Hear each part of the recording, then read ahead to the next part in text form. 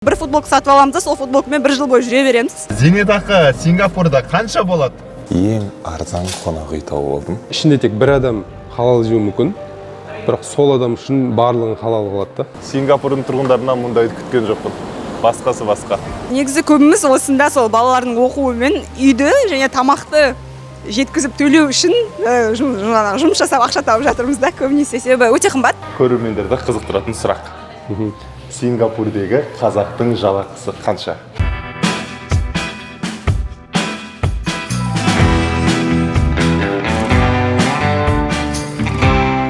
Менің артындағы ғимаратты көріп тұрсыздар ма? Бұл жерде халық көп, орын жоқ, сондықтан көп қабатты үйдің үстіне осылай ағаш отырғызады. Орман қып жүрген ғой кәдімгідей. Мен әлемнің ең қымбат елі Сингапурдемін. Бұл жерде де қазақтар өмір сүреді. Олар өмір сүріп жатыр ма, әлде күн көріп жатыр ма? Бүгінгі шығарылымда сіздерге соны көрсетем. Бұл қалаға 3 күнге келгем. Әуежайдың өзінен қаланың орталығына дейін такси 30 000 теңге алады. Ендігі мәселе, мен қалай күн көрем. Арнамызға тіркеліңіз, лайк басыңыз, пікір жазыңыз. Кеттік. Сингапур қала кейпіндегі мемлекет. Жер көлемі Маңғыстаудағы Бейнеу ауданы бар ғой, содан 54 есе кішкентай. Жерінде мұнай, алтын, күміс тұрмақ, таза ауыз су да жоқ. Бірақ бұған қарамастан әлемнің ең дамыған экономикалық қуатты мемлекетіне айналып отыр. Қалай?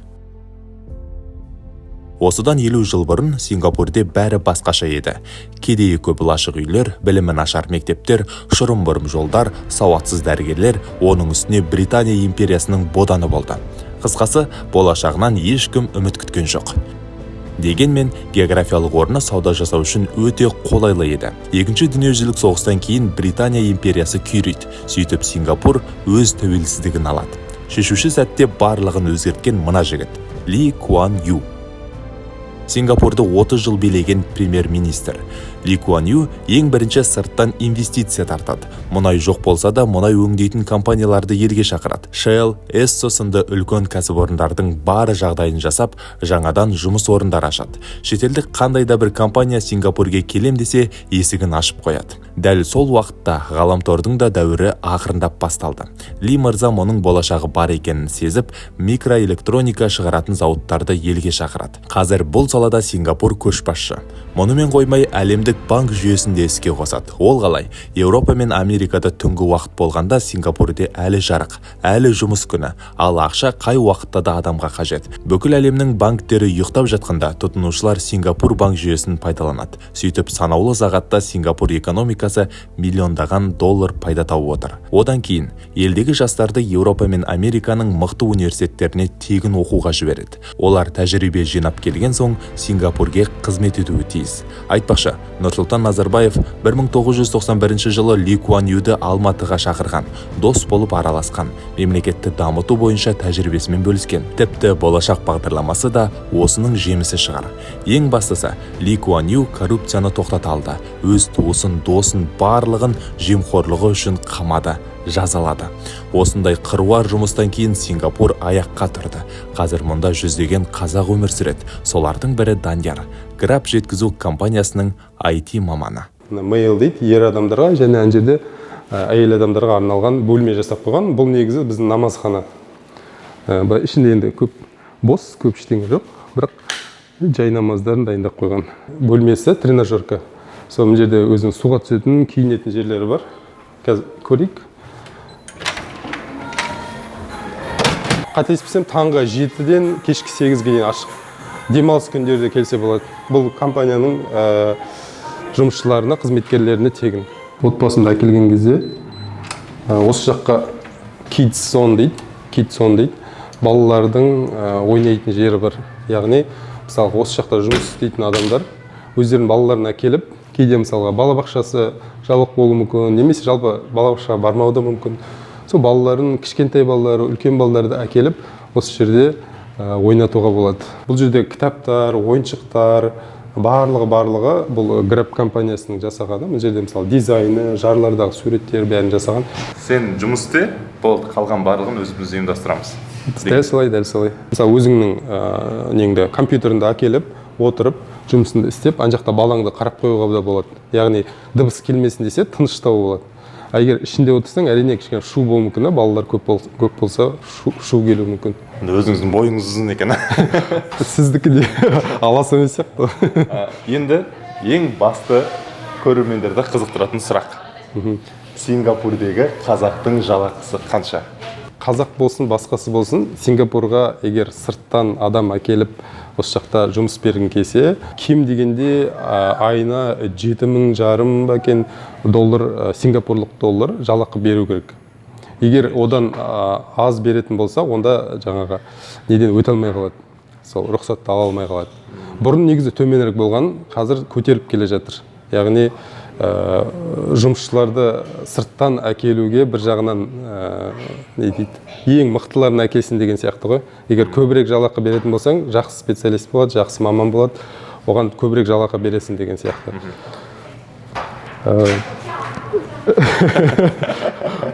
Содан басталады деп айтайын.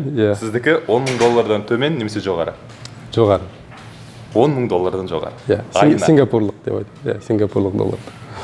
Сингапурлық долларды, бірақ ана доллардан қалыспайды ғой негізі? 1,3 ғой, 1,3. Қазақстан үшін, қазақстандықтар үшін үйде осындай бассейн болу андай да, ерекше болып көрінеді, бір элитный сияқты. Бірақ Сингапур үшін бұл қалыпты жағдай. Себебі бір жыл бойы бұл жақта өте күн ыстық, яғни қыс жаз болмайды. Бір футболка сатып аламыз да, сол футболкамен бір жыл бойы жүре береміз. Сондықтан бұл жақта күн қатты ыстық және осындай жаңбыр жауып тұрады. Адамдар салқындатылуы үшін қатты ыстықта осындай бассейндерді қолданады. Сол үшін бұл жерде бассейндер, аквапарктер және сумен ойнайтын балаларға арналған игровойлардың бәрі тегін, қол жетімді. Осындай үйлерді жалға алу 3,000 доллардан, бір айына 3,000 доллардан бастап үлкейе береді. Бірақ Сингапур үшін, бірақ Қазақстан үшін енді үлкен баға, бірақ Сингапур үшін 3,000 долларға 2 бөлмелі кішкентай үй тапсаңыз, ол өте арзан болып есептеледі. Себебі бұл жақта үйді жалға алу өте қымбат, және де білім балалар үшін садик және мектеп өте қымбат. Әсіресе осы экспаттар үшін біз сияқты.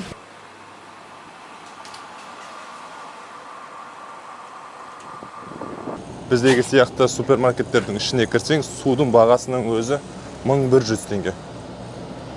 Бұл ең арзаны. Жай қарапайым бар ғой су. Жарты литрлік. Негізі көбіміз осында сол балалардың оқуы мен үйді және тамақты жеткізіп төлеу үшін жұмыс жасап ақша тауып жатырмыз да, көбінесе. Себебі өте қымбат. Бірақ бір қызығы, тамақтың бағасы біздің Алматы мен Астанадағыдай. Сингапурлықтарға мұнда субсидия бар. Олар айына өте аз төлейді ақша, 5-10 доллардай. Ал біздер енді 10 есесін төлейміз. Бұл Сингапурдың мешіті. Біздегі сияқты зәулім мешіттер тұрғызбайды екен. Десе де жұма намазын осында оқыдық. Бұл жақта халықтың 20-30% мұсылмандар. Енді малайзиялықтарды білесіздер, олар ислам дінін ұстанады. Міне көрдіңіздер енді өздеріңізді Сингапурдағы мешіт қандай болатыны. Бізде үлкен мешіт бар, Сұлтан деп аталады. 5000 адам сияды. Сіздердегі сияқты аса үлкен емес. Ең бірінші мешіттің сәндігіне, үлкендігіне емес, адамдарға қолайлығына көңіл бөлеміз. Кезінде Британияның колониясында болғанда, малай әскері осында намаз оқитын. Сингапурдағы өте бір жақсы нәрсе, негізі мұсылмандарды былай құрметтейді. Мысалы, көбіне біз мұсылман болғаннан кейін халал тамақ сұраймыз ғой. Бұл жерде мысалы компания ретінде де мысалы өте жақсы. Мысалы бір шара ұйымдастырған кезде олар сырттан катеринг дейді, тамақты дайындап әкелетін компаниялар болады. Барлық шараға байланысты мысалы 30 адам, 50 адам әкеп береді, дайындап, тек алып салып аласың. Сондайдың өзінде тек қана халал тамақ беретіндерді шақырады да. Мысалы ішінде тек бір адам халал жеуі мүмкін, бірақ сол адам үшін барлығын халал қылады да. Айтпақшы, Сингапур өмір сүру ұзақтығынан әлемде 4-ші орын алады. Мұнда әйелдер 85, еркектер 81 жыл өмір сүреді. Мемлекет бізге қолайлы жағдай жасап жатыр. Сингапурде қылмыс жоқ десек те болады. Қауіпсіз, біреу ұрып өлтіріп кетеді деп қорықпайсың. Өзім ай сайын шетелге шығып тұрамын. Қаржылық мүмкіндігіміз жетеді. Медицинада жақсы дамыған. Көп ауруыңды емдеп береді. Сол үшін де адамдар ұзақ өмір сүреді деп ойлаймын.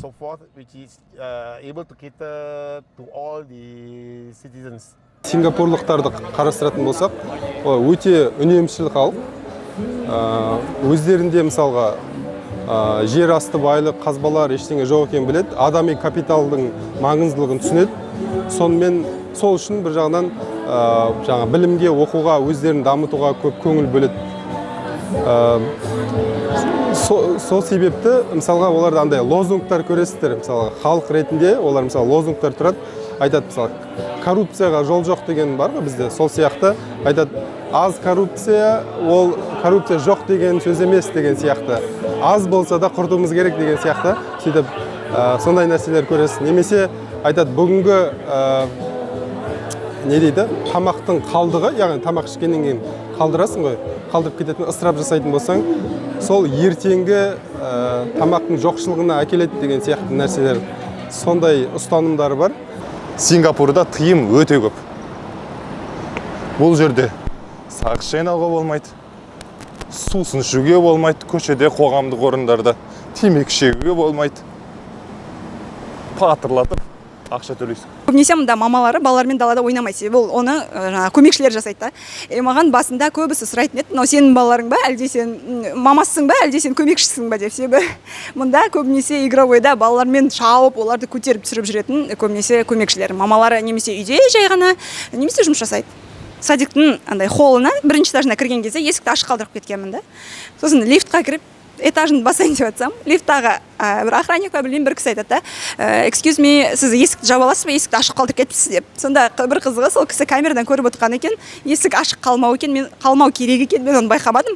Бірақ ол кісі жаңағы мен жаңағы ана жерде бір 7 лифт па, сол кірген лифтімнің дауысын қостырып, маған есікті жабасыз ба деп айтқаны, мысалы, мен үшін өте қызық болды.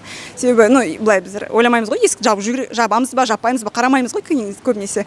Ал бұл жерде маған сондай ескертіп айтқаны қызық болды. IT саласындағы жігіттерге тұрмысқа шығуға кеңес бересіздер ма, қыздарға? Иә, кеңес беремін. Керемет жігіттер, технари дейді ғой, өзінің жұмысын ісінің маманы. Көбінесе осылай шетелге көшіп келетін қазақ семьялардың көбісі, олар осы IT саласында жұмыс істейтін жігіттер, сол үшін қыздардың құлағына алтын сырға. Менің демеушім Чоко компаниясының офисі де Грабтан кем емес. Қараңыздар, бұл жақта да ашық дүкен бар. Санат, Чоконың кеңсесіне қош келдің. Мына жерде 300-ге жуық адам жұмыс істейді. Жүр көрсетем. Кітапхана және релакс зона дейді. Мына жерде қызметкерлерге арналған үстел ойындары, сонымен қатар приставкалар. Мына жерде қол күрестіреді, турникке тартылады. Мына жақта теннис. Тіпті бізде теннистен жарыстар өтіп отырады. Тап осындай ас үй компанияның екі жерінде бар, жаңағы оң жақ қабатында және осы жерде. Бүгін бейсенбі және бізге тегін осындай жеміс-жидек береді. Бас және мойынға массаж жасату үшін записке жазылады және арнайы маман келіп массаж жасайды осылай. Қыздар қайда? Қыздар? Я бүгін жұмыста емеспіз, осы әйелдерге арналған орталық азиялық B-Woman форумында жүрміз. Өте қызықты, Чоконың ауызбіршілігінің арқасында бір топ жарған ару қыздарымыз жиналып қалыпты және барлығымыз көптеген қызықты пайдалы ақпарат алып, көптеген инсайттарды жинақтап, кәсіби біліктілігімізді арттырудамыз. Сол үшін көп рахмет.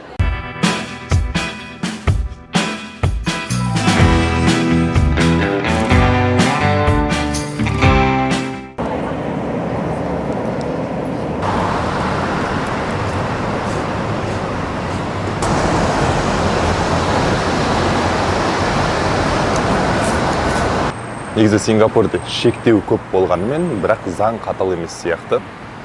Мысалы, мына ата мен әже бағдаршамның қызыл түсіне қарамастан жолды кесіп өтіп бара жатыр да, жан-жағына қарап. Оған ешкім ештеңе демейді. Мысалы, мен көшеде тамақтанып жүрмін, тіпті метроның ішінде де су іштім, бірақ ешкім келіп, ой, сен су іштің, міне саған $500 айып бол деп ешкім айтқан жоқ. Соған қарағанда, оның барлығы жай формалды жазбалар сияқты. Біздер онсыз да сағыз шайнамайтын адамдар, сағыз шайнамағанымыз, мында шайнамайтынымыз өмірімізге қатты әсер берген жоқ. Одан басқа енді онсыз да тәрбиелі мәдениетті азамат далада мусор лақтырмайды, кез келген жерде ластамайды деп ойлаймын. Сол үшін бізге ондай қиыншылық бермейді. Керісінше біздер өзімізді мұнда сейф, безопасности, қауіпсіз сезінеміз. Зейнетақы Сингапурда қанша болады? We keep about 20%. Бізде зейнетке 64 жасымызда шығамыз. Өз еркіңе байланысты 6 жыл тағы жұмыс істей аласың. Жұмыс істеген уақытта зейнетақы қорына айлығымыздың 20%-ін аударамыз. Қалған 20%-ін мемлекет сен үшін толтырып береді. Ең төменгі зейнетақы $1500. Табысына байланысты әр түрлі алатындар бар. Егер ерте о дүниелік болып кетсең, зейнетақы қорындағы бүкіл ақшаңды мемлекет отбасыңа бөліп береді. Менің зейнетақым отбасымды асырауға және ай сайын шетелге шығып тұруға жетеді. Эдрис ағаның жасы 65-те. Ол кезінде мұғалім болып қызмет істеген. Бүгін айтып жатыр, кешкісін Иракқа ұшамын деп жатыр, Бағдат қаласына. Жолыңыз болсын. Иә, міне осылай Сингапурда осылай қартаяды екен, қыдырып, аралап. Био дәретхананың ішіне кірдім ғой. Мен ойлағандай таза емес екен. Лас, оның үстіне қол жуатын су ақпайды. Енді ойлауымыз мүмкін, Сингапур дамыған ел, барлығы мұнда күшті шығар деп. Негізі туристерге арналған кейбір қолайсыздықтар да бар. Мысалы, осылай жазылып тұрады, free Wi-Fi деп, Wi-Fi тегін деп. Бірақ қосып қарағанда тегін Wi-Fi және ашық Wi-Fi жоқ.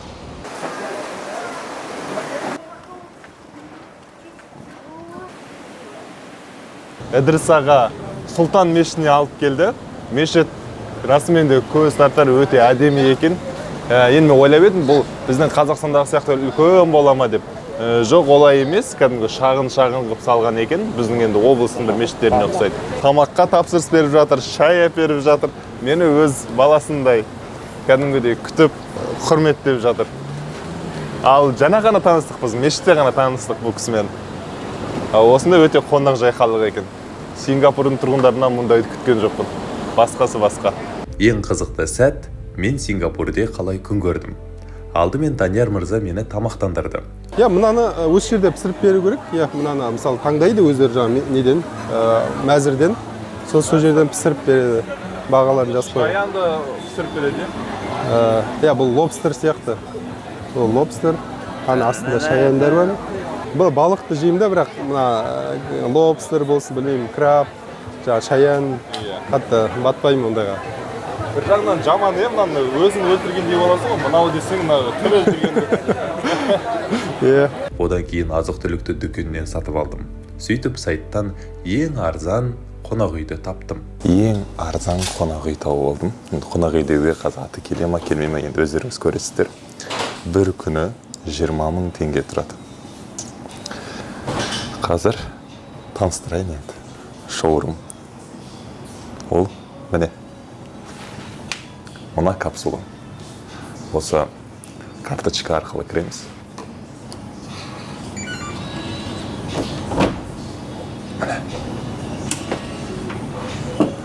Осы жерде түнем. Ішінде барлығы бар. Тіпті ақша сақтайтын сейфі де бар. Мен ойлап тұрмын, ол сейф не үшін қажет деп. Мына жерде енді ең кедей адамдар келеді ғой, былайша айтқанда. Ақшасы жоқ. Өйткені бұл Сингапурдегі ең арзан қонақ үй. 2 шаршы метр. Тоққа қоюға да болады, теледидар қарауға да болады, Wi-Fi барлығы бар. Бастық, ұрсу, дауыс көтеру, сосын анай түсініктеме жазғызу деген бар ма? Ондай еш кездеспеді. Жалпы құндылықтардың ішінде ондай нәрсе негізі жоқ, крабтың. Яғни біреуді кінәлау дейді, қателік үшін. Ондай нәрселерді біздің яғни талқылау мәселесі бар. Мысалы, қателік неден кетті, соны бірге талқылаймыз. Постмортем дейді. Мысалы, бізде енді IT-де көбіне система құлап қалады, бірдеңе болып қалады, қателік жібергеннен ше. Сосын біз себебін табуға тырысамыз да, root cause дейді. Соның себебін іздейміз, бірге іздейміз. Және ол жерде ешқандай кінәлау болмайды. Мысалға, неге сен бүйттің, неге мынаны істемедің деген сияқты. Өз еліңде ел болмас, өз жеріңде жер болмас деген мағынаны өте қатты түсінеміз біздер. Балаларымыздың мысалы қалай тез ассимиляцияға түскенін көре отырып, өзінің қазақылығын жоғалтқымыз келмейді дегенді түсінеміз. Және де енді Қазақстанда да адамдар үшін осындай жағдай жасалса екен деген бізде бір арман, мақсат бар. Жолаушыларым, Сингапурдегі қазақтардың өмірі осындай. Біздің бауырларымыздың көбі тұйықтау, яңдау екен, сондықтан сұхбат беруден бас тартып жатты. Өздеріңіз көрдіңіздер ғой, Сингапур өте қымбат мемлекет. Егер Данияр мырза болмаса, онда мен аш қалып қояды екенмін. Сондықтан рахмет айтам ол кісіге.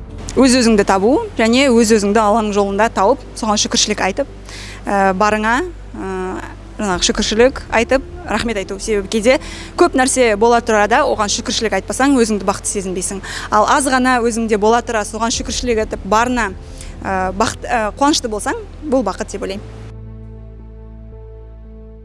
Айтпақшы, біз әлемдегі қазақтар атты телеграм жоба бастадық. Бұл жерде әлемнің әр түкпіріндегі қазақтар бір-бірімен хат-хабар алмасады. Сіз де біздің үлкен тобымыздың бір мүшесі болыңыз. Ол үшін төмендегі сілтемеге өтіп, телеграм тобымызға жазылыңыз. Жалпы мұндағы қазақтар білім саласында, IT саласында өте нәтижелі қызмет етіп келеді. Google'да, TikTok'та және ірі корпорацияларда. Сондықтан олардың өмірін көріп, риза болып отырмын. Жарайсыздар, қазақтар, жарайсыздар, бауырларым. Сіздермен болған жалғыз жолаушы, бар қазақтың басын бір YouTube арнаға біріктірейік. Оған сіздің үлесіңіз болсын, лайк басыңыз, пікір жазыңыз және келесі шығарылымды міндетті түрде көріңіз.